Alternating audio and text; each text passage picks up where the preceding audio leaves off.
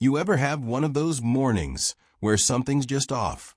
Like the world's trying to tell you, heads up, man, your day's about to go sideways. That was me, standing in my driveway at 6 a.m., steam curling out of my coffee mug, thinking about absolutely nothing, just enjoying the quiet before the day kicked into gear. Then I heard it. This ugly metallic scraping sound, loud enough to set my teeth on edge. I turn around, and there's Belinda Crawford. Pajamas, hair perfect, determined look on her face, like she's out to solve a crime or commit one. She's jamming some cheap-looking key, looked like it came from a Cracker Barrel gift shop, right into my F-150's door lock. She's yelling about community authority and commercial vehicle violations, like I'm running an illegal chop shop right there on my own driveway. For a second, all I can do is stare. The nerve, right? But here's what Belinda didn't know, not then. I'd been documenting every damn thing since day one. Every midnight patrol, every fake violation notice, every sketchy move, caught it all. For K, timestamped, backed up in 3 places. Because I'm an electrician, and after a while you learn. You don't just fight back, you document. You make it impossible for someone to gaslight you, especially someone like her. Let me back up. You're probably wondering how a regular guy, single dad, mostly just trying to keep his head above water, ends up in a war with someone I can only describe as suburban royalty with a taste for neighborhood domination. My name's Marcus, 34. Raising my daughter, Zoe, solo, after my ex, and I called it quits. Divorce was a mess, emotionally, financially, all of it. But I did what I had to do. Picked up extra shifts. Saved every penny. Ended up finding this place in Willowbrook Estates. At first, it felt like winning the lottery. Good schools, quiet streets, neighbors who'd wave at you when you drove past. I remember thinking, maybe this is where we catch a break.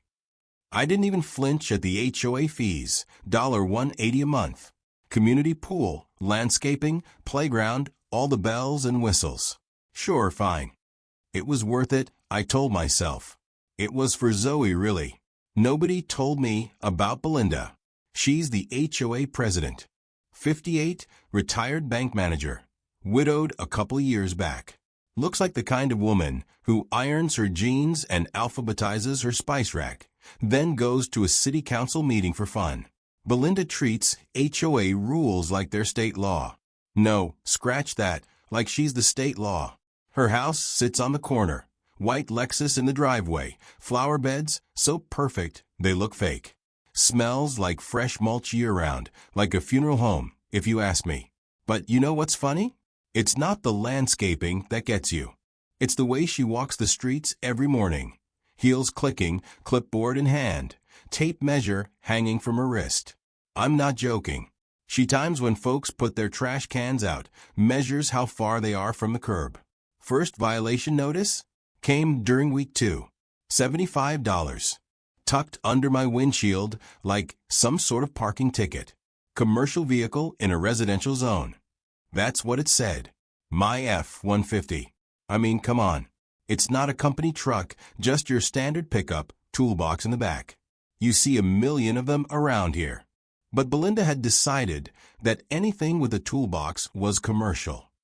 It wasn't just me. The landscaper down the street got fined. The postal worker who left his personal car overnight, fined. You starting to see the pattern? If you didn't look or act like Belinda's idea of neighborhood material, you got hit. I paid that first fine. Zoe had just started 3rd grade, and the last thing she needed was her dad getting into it with the HOA. Figured if I just paid up, it'd be over. Dumbest decision of my life, honestly. Because in Belinda's world, compliance means weakness. After that, she started driving by our house twice a day. Her white Lexus creeping along, gravel crunching, windows rolled down. She'd slow up, squint through the windshield, write in her notebook. I started to feel like I was living in some kind of low-budget cop show. Second violation, $100. Non-conforming holiday decorations. You want to know what those decorations were? String lights. Just plain old lights, like half the houses on the block. She said they were excessive and culturally inappropriate. Meanwhile, the nativity scene 3 houses down could have been seen from space, and nobody said a word. Third violation? $125. Obstructing pedestrian access. That one stung. It was Zoe's bike, pink, streamers, little basket up front, left in the driveway. Wasn't even near the sidewalk. But Belinda showed up, tape measure out, muttering about safety hazards, writing up her little ticket, while the smell of barbecue from the Patel's place drifted over the fence. I remember thinking, who does this? Who wakes up and chooses to be this person? The thing about living in fear of your HOA president, yeah, you laugh, but it's real, is that it's quiet. You see your neighbors at the mailbox, and it's this whole code. Look around, lean in, whisper. You get another notice? Yeah, you. Yeah. Ridiculous, right? Then you both scatter before she sees you talking. It was always a slow squeeze. Mrs. Patterson got fined $300 for her RV. The Johnsons paid $200 for a basketball hoop that was 6 inches over some invisible setback line. Dave Morgan, a plumber, same model truck as mine. Commercial vehicle violation naturally. But what cut the deepest? Watching Zoe. She's 8, but already, every time that white Lexus rolls past, she tenses up. She'd giggle nervously if Belinda stared through the living room window. Sometimes she'd duck behind the curtain. It wasn't about rules anymore. It was about fear. Every morning, 6:15. Slam of a car door. Another violation notice, another dent in my overtime budget. Most folks just paid and prayed to get left alone. But I'm not built that way. I'm an electrician. If something's shorting out, you trace it. And Belinda? She was about to learn that I wasn't the guy you wanted to push. Month 3 is when things really went off the rails. I'm loading up my truck, getting ready for a hospital rewiring job. Good gig, needed the money. When Belinda comes strutting across the street, holding what looks like a little toolbox. She's got that face people get when they're about to do something spectacularly stupid. I've researched universal automotive access, she says, setting this kit on my hood like she's about to do surgery. HOA emergency protocols grant me vehicle entry rights. Let me paint the picture. Inside this kit, cheap metal tools that smell like motor oil and broken dreams. She spent $89 on what I later found out was a master locksmith emergency kit. The kind of junk you see advertised on late-night TV. Move your commercial vehicle or I'll relocate it myself. She really believed she could just take my truck. So I did what anyone with a smartphone and a sense of self-preservation would do. Started recording. Ma'am, you can't break into my truck, I said. She barely looked at me. This isn't breaking in. It's accessing community property with proper authority. She picks out this Slim Jim knockoff and starts working on my door lock. I mean, the noise, it was like she was torturing a cat. I got the whole thing on camera. Her grunting, swearing under her breath. Her Chanel perfume mixing with the scent of morning dew. Ma'am, this is attempted theft, I said. She actually stopped, sweaty, hair sticking to her forehead, and goes, you modified the locks to prevent HOA access. That's the real crime here. She's arguing with my truck like it's an accomplice. When her magic tools failed, she switched tactics. You've tampered with HOA property. This universal system should work on everything. That's when I realized arguing was pointless. I needed backup. I started dialing. Officer Rodriguez, it's Marcus from Willowbrook. Yeah, I need someone out here. Attempted vehicle theft. Meanwhile, Belinda's dialing too. He's stolen community access keys. So now we're both on the phone with 911, standing there like idiots in my driveway. Her clutching these tools like evidence, me holding my phone. Both of us giving opposite versions of reality. Some guy down the street starts up his mower.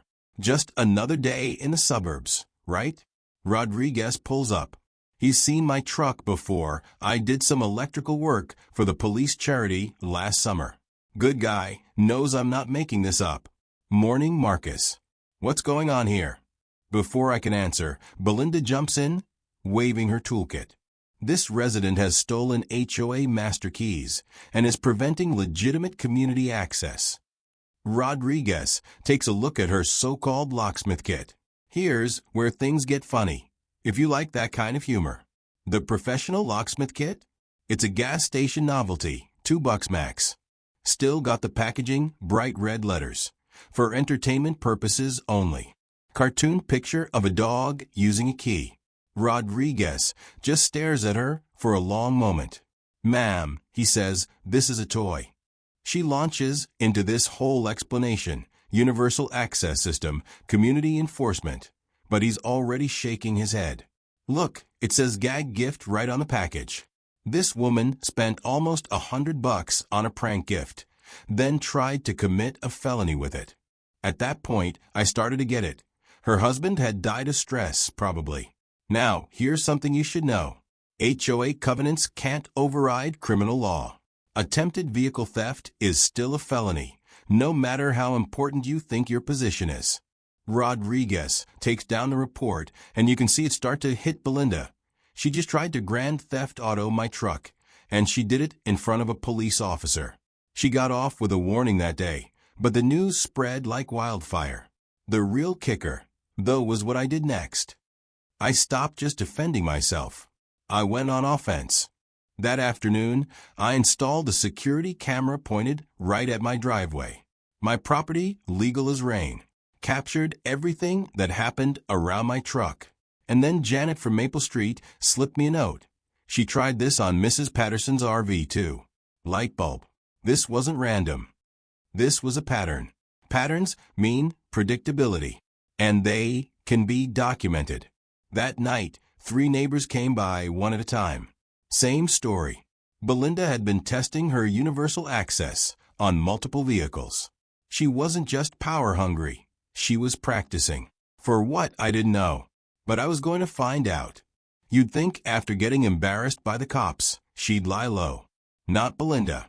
For days after the magic key incident, everyone in Willowbrook gets a robocall at dinner time. Her voice, syrupy sweet. Emergency Community Safety Meeting Thursday. 7 p.m. Escalating commercial vehicle violations. Property value protection. Mandatory attendance. She even hired someone to design flyers, full color, photos of my F-150 from every angle. Red arrows pointing at my toolbox, big letters. Commercial violation. At the bottom, protect your investment. Mandatory attendance required. She was waging war. Not just on me, but on anyone who didn't fit her mold. That Thursday, I showed up to the meeting with a folder full of ammo, HOA bylaws, state vehicle codes, surveillance photos. The community center smelled like burnt coffee and stress. Fluorescents buzzing, a dozen people out of 200 homes. Belinda had her sidekick, Eleanor Fitzpatrick, front row. Lips pursed so tight, I thought she might pop. Belinda starts up. Ladies and gentlemen, clicks to a blown-up photo of my truck. She's got a PowerPoint with timelines, license plates, GPS coordinates. She'd been documenting work vehicles like she was running counterterrorism, not an HOA. But here's where I took my shot. Belinda, I reviewed every HOA document filed with the county. There's no commercial vehicle restriction in the covenants. When did we vote on that rule? She fumbled, sweat beading up. Community standard evolve, she said. State law says HOA rule changes require a vote. When did we vote? That's when Dave Morgan, plumber, stands up. I pulled the records too. Belinda's been filing commercial vehicle complaints without board approval. She's making up rules and collecting fines with no legal authority. The room went quiet, dead quiet, except for Eleanor coughing. This wasn't just about my truck anymore. It was about someone making up the law as she went, and taking our money while she did it. Belinda snapped. I have full board authority. Dave didn't flinch. Your own husband's truck was commercial. You fined him too, right up until he died. The bomb dropped. Suddenly you could see it, the psychology, the tragedy, maybe something darker.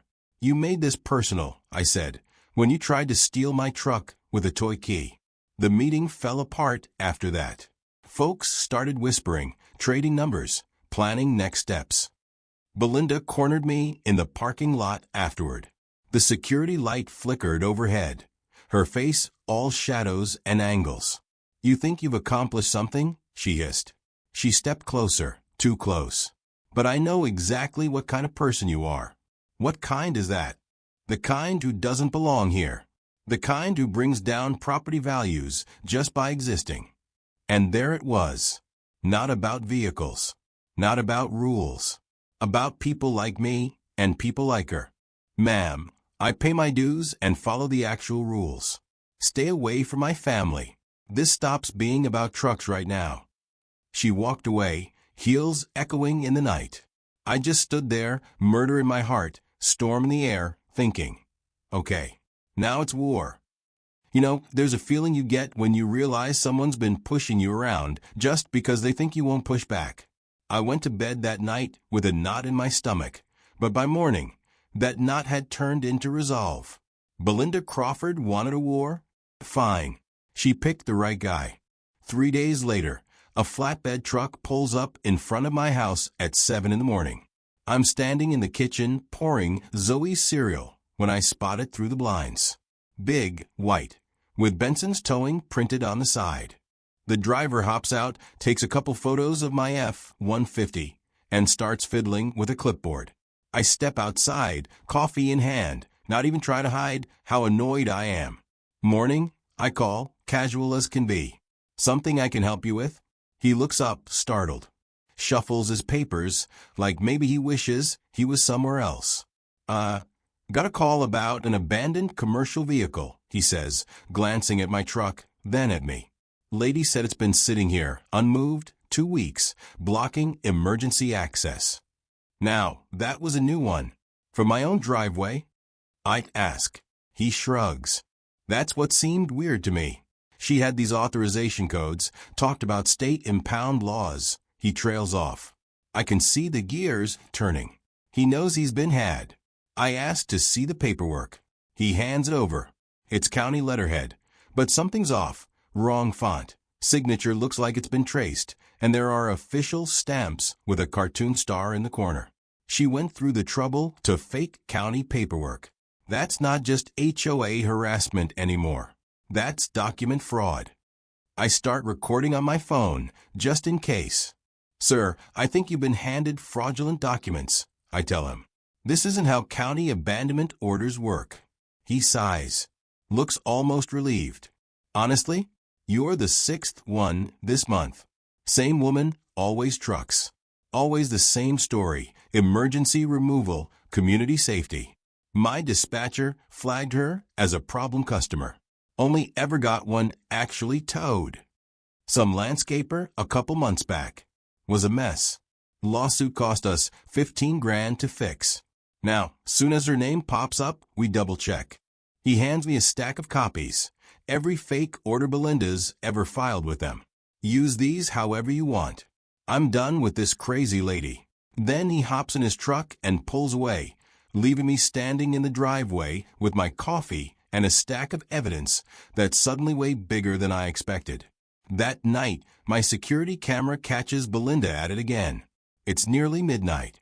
I'm already half asleep on the couch, TV droning quietly, when my phone buzzes, motion detected in the driveway. I pull up the live feed. There she is, Belinda in designer pajamas, windbreakers zipped up tight, crawling army style around my truck with a tape measure, level notebook, and flashlight. She's muttering to herself, measuring the distance from my truck to the curb to the mailbox, from the mailbox to God knows what. 17 times she measures. 17. She writes in her notebook, takes flash photos from every possible angle. My favorite part? The camera picks up her voice, clear as a bell. 6 inches into the easement. Definitely commercial use. Emergency removal justified. She's building a case, using rules that exist only in her head. By Wednesday, things start to escalate. Eleanor Fitzpatrick, yeah, the same one from the front row, files a formal complaint with the county. Says my truck is blocking emergency vehicle access and endangering pedestrian safety. The complaint is a copy-paste job of Belinda's measurements, complete with those phony photos. Here's something for you to keep in mind. Filing a false government report, especially with forged documents, isn't some slap-on-the-wrist misdemeanor. It's a felony. 5 years in prison, 10 grand in fines. Combine that with attempted theft, and suddenly you're looking at serious federal charges. I wasn't the only one catching on. Dave Morgan, remember him, the plumber? Finds violation notices taped to 12 different work vehicles on his street alone. Janet starts taking photos of Belinda's midnight surveys. The mail carrier, no joke, reports her for harassment over his postal truck. It was like the whole neighborhood was waking up from a bad dream and realizing we were all living in it together. But the real breaking point came Thursday morning. I'm heading out for work, lunchbox and thermos in hand, when Belinda comes strutting out of her house with a cordless drill and something clunky in her arms. A car boot, the kind you see clamped to tires in city parking lots. She's making a beeline straight for my F-150. "Ma'am, what are you doing?" I call out, phone in hand, already recording. "Immobilizing an illegally parked commercial vehicle pending proper removal," she says, like she's reading from a script. "Community emergency protocols."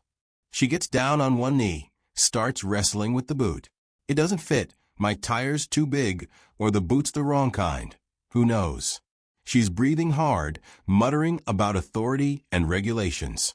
I'm watching her, and I'm thinking, this is it. This is attempted theft of a motor vehicle on camera in broad daylight. I dial 911. "Yeah, it's me again. HOA president's trying to steal my truck with a car boot." And that's when I started to wonder, what could drive a person this far over the edge? What was Belinda really hiding? Because nobody goes through this much trouble just for power. There's always something more. Turns out I was right. My buddy Travis, he's another electrician, calls me up that afternoon. He's doing some panel upgrades at the community center. "Marcus, you gotta come see this," he says. So I head over. Travis is standing by the breaker box, a cardboard box on the floor at his feet, confidential. Board records only scrawled across the top in black Sharpie. "You're not gonna believe what I found stuffed behind the main panel," he says, pulling out a thick manila folder. Inside, Belinda Crawford board authorization issues, a stack of bank statements, and a letter from the previous HOA president, Robert Manning, who apparently fled to Arizona rather than deal with whatever mess he'd uncovered. The more I read, the angrier I get. Turns out Belinda's husband, Crawford, the construction guy, died owing the HOA 47 grand in legal fees. Not money the HOA owed, money Belinda owed them. Crawford Construction went bankrupt, they lost the house, defaulted on dues, the whole 9 yards. Then Belinda runs for HOA president, and, like magic, the debt vanishes. Gone from the records. But it gets worse. Travis and I lay out the bank statements. Every month since she took over, there are small withdrawals. Always under $500, just enough to avoid the board's radar. Landscaping enhancement? Money paid to her nephew, who owns a lawnmower and not much else. Emergency roof repairs? Never happened. But $3,200 vanished anyway. Total embezzled, $6,000 for 100 and change. And get this, she charged every single expense from her campaign of harassment, locksmith kit, towing consults, printing flyers, to the HOA maintenance fund. It was like she'd built a little empire of fear, funded by the people she was supposed to protect. Janet shows up as Travis and I are piecing this together. She's a nurse, knows how to spot lies, knows how to document everything. She looks over the records, her face going pale. "She's been using our money to harass you," she says. Locksmith kit, $89. Towing consults, $150. Printing flyers, $247. The receipts are all there. At that point, it was bigger than me. The whole power dynamic shifted. We weren't just dealing with an overzealous rule follower. We were dealing with a thief, plain and simple, a desperate one at that. So we set to work. If Belinda wanted to escalate, so would we. Only this time, we had the law, the documents, and a growing team on our side. That night, my kitchen turned into mission control.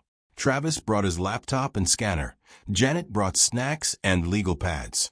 David Morgan showed up with his own folder, full of HOA minutes and violation notices. Sandra Morrison, the accountant from Oak Street, came by with highlighters and a whole lot of patience. Sandra's good with numbers, so she tackled the statements first. There's over $6,800 in direct embezzlement, plus more in fraudulent vendor payments, she says, highlighting every single one. Her nephew's landscaping company? No record, no tax ID, just a bank account. Community center roof repairs? Quoted by her brother-in-law's company, which dissolved months ago. She's been laundering money through fake contractors. We start piecing it all together. Every violation notice, every midnight survey, every flyer, every cent misappropriated from the community. And with every document, our anger grows. But so does our sense of purpose. You ever feel the ground shift under your feet? That's how it felt. I'd started out thinking I was fighting a personal battle, just trying to keep my truck from being stolen. Now it was clear we were exposing a scam, fighting for the whole neighborhood. And the more people found out, the more they wanted in. Janet volunteered to handle community outreach. We need maximum attendance at the next board meeting. Can't let Belinda control the narrative, she said. David, the plumber, took on flyer duty. Keep it clean, bullet points, just facts. No emotion. If we get angry, she wins. Travis, ever the pragmatist, made sure we made copies of everything. 3 separate locations, just in case. People like her, they go scorched earth when cornered. Me? I took on evidence coordinator. Every camera recording, every fake violation, every late-night escapade, organized, time-stamped, stored. Zoe helped, too, during homework breaks. She thought it was a game. I let her think that. We reached out to a reporter who'd covered our HOA's last bake sale. Sandra called her, actually. This isn't just drama, she said. This is systematic theft from a community trust fund. The reporter, Lisa Morgan, sounded almost giddy. You have documents? She asked. Security footage? Oh, we had documents. The breakthrough came when David discovered Belinda had been running the same play in other neighborhoods. His plumber friends sent him violation notices, identical language, even the same logo. She's not just stealing from us, David said. She's running this scam everywhere, using her consulting business as cover. We laid out a plan. Legal notice for an emergency board meeting. Financial presentation. Simple enough that even Eleanor Fitzpatrick couldn't argue. Reporter invited, legal observer present. Babysitting for parents, so nobody had an excuse not to come. Sandra made big charts, missing money, timeline, side-by-side comparisons of claimed versus actual spending. Travis brought pizza to our last prep session. We're not angry neighbors anymore, he said. We're an organized coalition. She has no idea what's coming. He was right. But if I'm being honest, I still couldn't shake the nerves. This woman had tried to steal my truck, forged government documents, drained our accounts. What would she do when we cornered her? I didn't have long to wait to find out. It's funny, when you push a bully and they start to lose control, they don't just back off. They double down. They throw everything at you, even the kitchen sink if they think it'll stick. Belinda? She didn't disappoint. Morning after our strategy session, every household gets a certified letter. Real official looking, stamped, sealed, the whole nine. Envelope reads Crawford Community Consulting, which, by the way, isn't even a real business. Inside, it's legal fan fiction. Notice of legal action for conspiracy to defame HOA leadership. She's threatening to sue 73 households for organized harassment. She quotes statutes that don't exist, rattles off civil penalty numbers that would bankrupt a small city. 50 grand per house. I actually laughed out loud reading it, almost spilled my coffee. But that wasn't the only play. She tried to cancel our meeting, too. David, who was hosting in his backyard, gets a call from the city at 6 in the morning. Your assembly permit's revoked. Only thing is, David never filed for any permit. Turns out, Belinda called the city and told them we were planning a political rally. Claimed the expected crowd size violated fire code. Said there'd be weapons, even. She went all out. I could feel it. She was desperate. And when desperate people start swinging wild, you just have to keep your feet under you. I called Officer Rodriguez. It's Marcus from Willowbrook. The truck lady's at it again, but this time she's filing false police reports. He actually chuckled. Don't worry, we'll have a unit nearby, just in case. Sandra found out Belinda was digging into our finances, too. She used her fake consulting business to request background checks. On me, David, Janet, even Travis. All under the pretense of HOA security. We started getting notifications that someone had pulled our credit reports. It felt like we were living in some kind of spy movie, except the villain wore sensible shoes and smelled like potpourri. By Wednesday, Belinda crossed another line. My security cameras caught her trying to break into my backyard. She had a manila folder and some official-looking forms, muttering about evidence collection and property inspection authority. She tried 3 different gates, tested the garage, even tried the window. Then she stood by my truck, photographing every tool in sight, narrating her own little documentary about commercial violations. If you're wondering, yeah, it all went straight to the cloud. Thursday, a couple hours before the meeting, Belinda shows up at David's house. She's got Eleanor Fitzpatrick with her and 2 older guys in wrinkled suits, looked like someone's retired uncles, definitely not government employees. She tries to push past David's wife.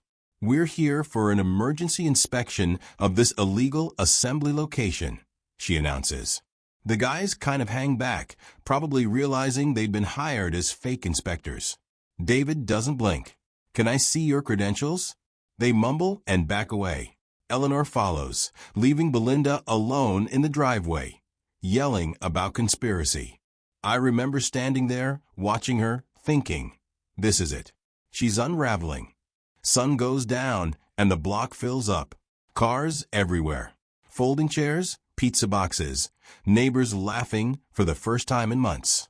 The smell of barbecue, citronella candles, and fresh copies of documents mixing in the air. For a second, it almost felt normal, like the way a neighborhood's supposed to be. Belinda's still in the driveway, surrounded by evidence of her own crimes, barking about standards and rules. But nobody's listening anymore. We're done with fear. But she's not done. Friday morning, she launches the nuclear option, an emergency board vote to expel me from the HOA. Not just fines, not just restrictions. Total banishment. Forced sale of my house in 30 days. Same thing for Eleanor, since she dared to stand up. She even calls Channel 7 News, claims our radical homeowner group is terrorizing elderly HOA leaders. Lisa Morgan from Channel 7 calls me for my side. Are you really harassing the HOA president? I almost laugh.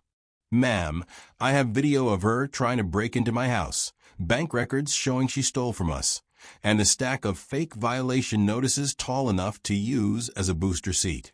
You want the real story? Come to the meeting. Lisa shows up with a camera crew, eager as a bloodhound on a scent. Belinda, in a panic, starts filing legal documents against every household that showed up at the meeting. Liens, violation penalties, fake notary stamps, the whole works. She's trying to bankrupt anyone who pushes back, hoping the legal mess will scare folks into submission. Travis, reviewing the paperwork, shakes his head. Even if she loses, she's making it so expensive to fight that most people will want to give up. She tries to get me fired, too. Calls my boss at Morrison Electric, tells him I'm using company equipment for community harassment. Jim, my boss, is a good man. He calls me, voice full of Texas drawl. Marcus, some lady's saying you're running a criminal enterprise out of your driveway. You want me to call her and explain how property law works. I told him he could, but I'd rather just add it to the evidence pile. Saturday morning, she shows up at my house with a locksmith. Emergency HOA inspection, she says, waving her fake paperwork. The locksmith looks at her, then at me, then back at her. "Ma'am, this doesn't look official," he says. She goes off about her authority.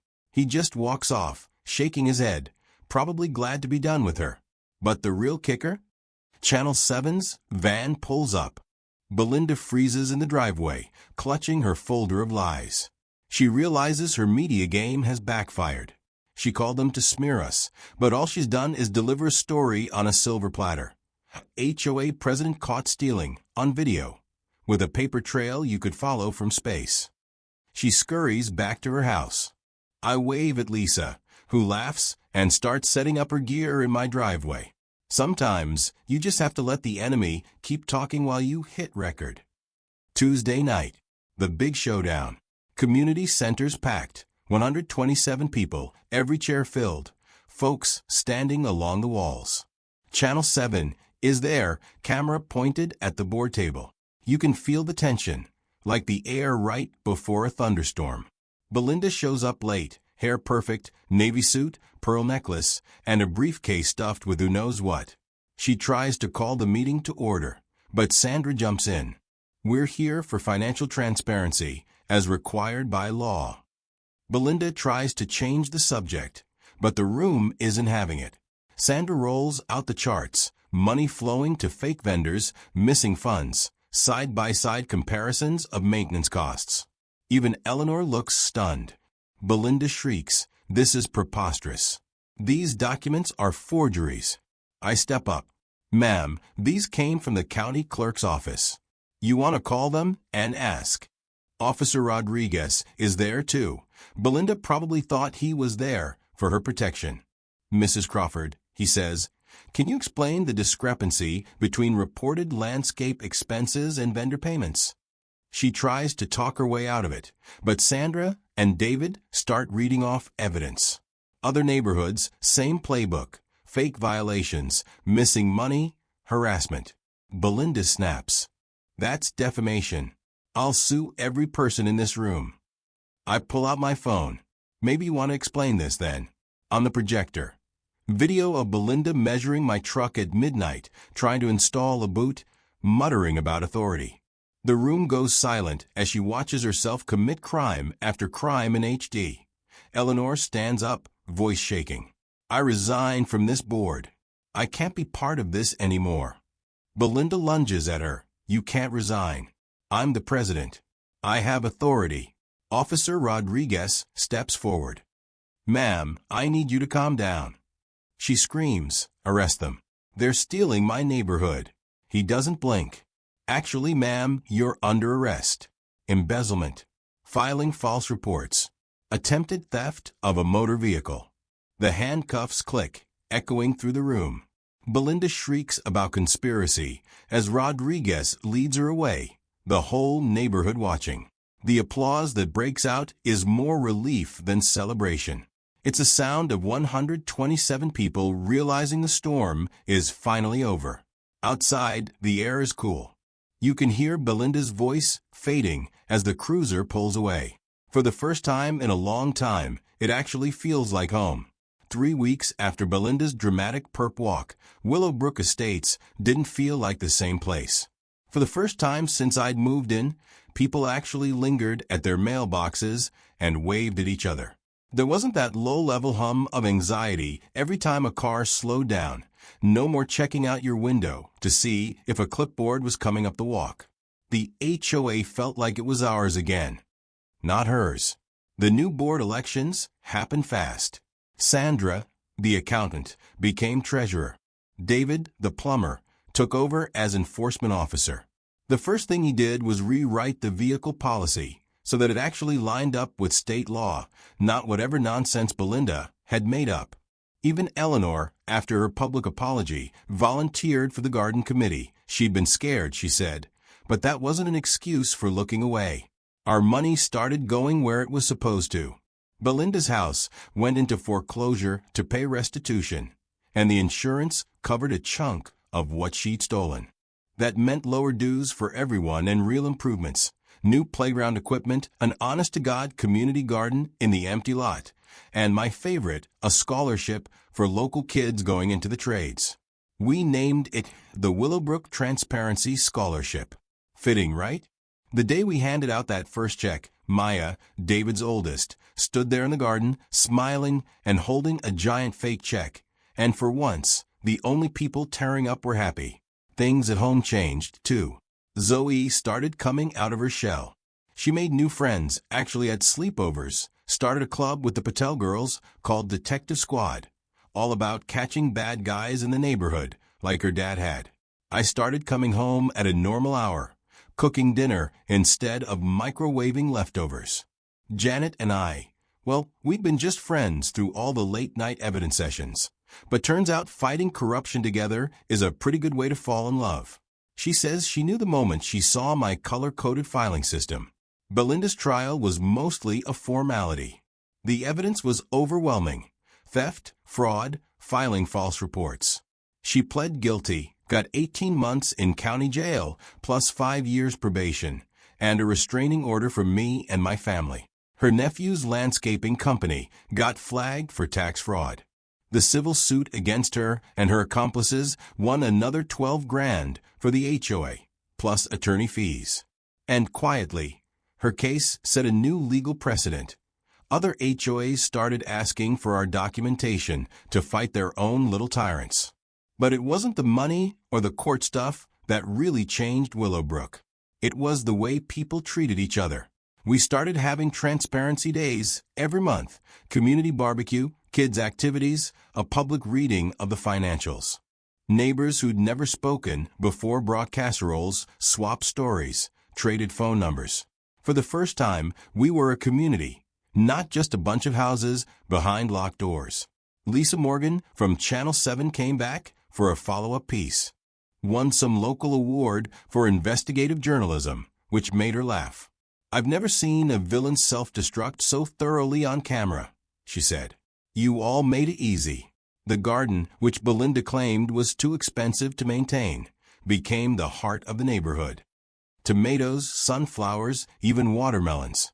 I swear, the only thing growing faster than the vegetables was the list of people who wanted to help. Belinda's old house got bought by a young couple with 3 kids and 2 big dogs. Their kids played basketball in the driveway. They parked their work truck legally in their own driveway, without anyone so much as raising an eyebrow. Funny, the kind of family Belinda would have hated is exactly the kind that made the neighborhood feel alive again. The cameras I'd installed for my own protection, I left them up, but now they caught kids playing, neighbors chatting, not midnight trespassers and windbreakers. 6 months after it all ended, Zoe asked me, "Can we stay here forever?" I almost cried. "Yeah, baby, I think we can." For the first time, the morning air just smelled like coffee and cut grass. No click of heels.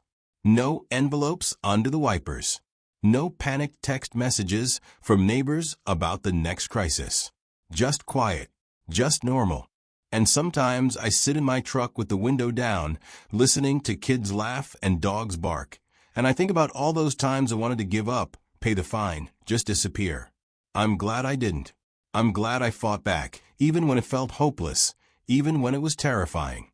The truth is, it cost us. It cost me sleep, money, hours with Zoe. It cost the community, too. Trust is slow to rebuild. Even now there are scars. But it was worth it. Because when you stand up, when you document, when you refuse to let someone bully you into silence, you don't just save yourself. You make things better for everybody. And every so often, when I'm fixing something at the community center or dropping Zoe off at a friend's house, someone will pull me aside and say, "Hey, thanks for what you did." I just nod because, honestly, I didn't do it alone. You want to know the real lesson? Don't try to out-crazy the crazies. Out-document them. Outlast them. Find your allies.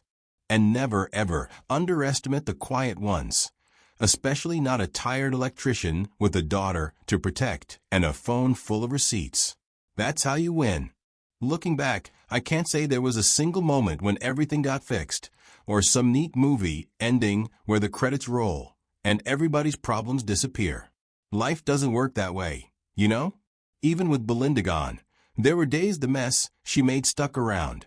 Old resentments, neighbors slow to trust, little reminders of how easy it is for one person's power trip to poison a whole community. But if you stick around long enough, you start to see real change. Like how Zoe got braver, stopped jumping every time a car slowed down in front of the house. Like the way folks on our street, Patel, Patterson, the Johnsons, started knocking on each other's doors just to say hey, or bring over tomatoes from the garden. Or how Eleanor, for all her talk and her mistakes, showed up with tools and dirt under her fingernails, planting sunflowers with the kids she once spied on. The thing that really got me, though, was the way people began owning the place again. Our HOA didn't mean Belinda and her rules. It meant us together. Sandra put up monthly financials on a big cork board at the playground, so nobody ever had to wonder where their money went. David wrote a plain English Know Your Rights pamphlet that got passed around to every new homeowner. Travis, who once couldn't be bothered to make small talk, ended up organizing our first block party. Grilled burgers, lemonade, no hidden agendas. Even the old tensions, the ones you don't talk about out loud, started to crack a little. Folks who'd been targets before, the ones Belinda liked to find most, they showed up and stayed. Mr. Hernandez, who always got cited for parking his van, brought homemade tamales to the meetings. Lisa, our postal worker, started parking her car in the driveway again, laughing when someone teased her about government vehicles.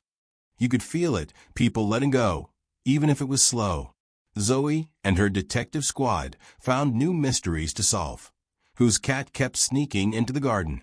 Who left the thank you notes on everyone's doorstep after the trial? Sometimes, watching her, I felt a lump in my throat, a mix of pride and regret. She shouldn't have had to see any of that.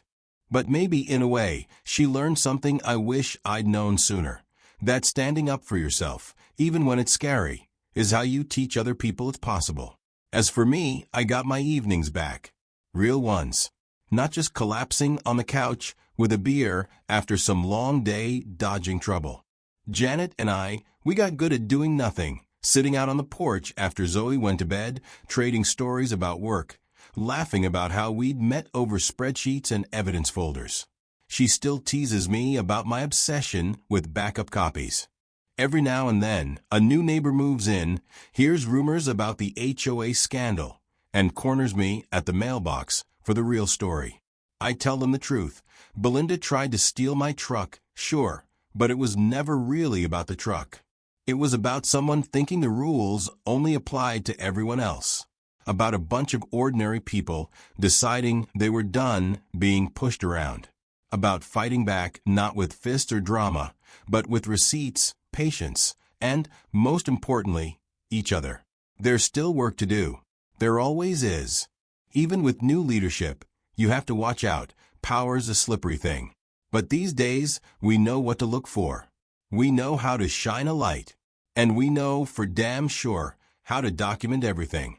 I guess what I'm trying to say, if you're listening, if you ever end up in your own HOA nightmare, or at the mercy of some little dictator with too much time and a clipboard, don't give up. Don't let fear or exhaustion turn you into someone who just pays the fine and keeps quiet. Find your allies, make copies, keep receipts. Stand your ground, even when your voice shakes. I'm not a hero. I'm just a tired dad who refused to let a bully win. But in the end, maybe that's enough. Because now, when I sit out on my porch, coffee in hand, sun coming up over the roofs, all I hear is the sound of Zoe laughing with her friends. No click of heels, no slam of car doors, no sharp panic in my chest. Just peace. And if you ever need help or just want to swap stories, you know where to find me. Don't be afraid to tell yours.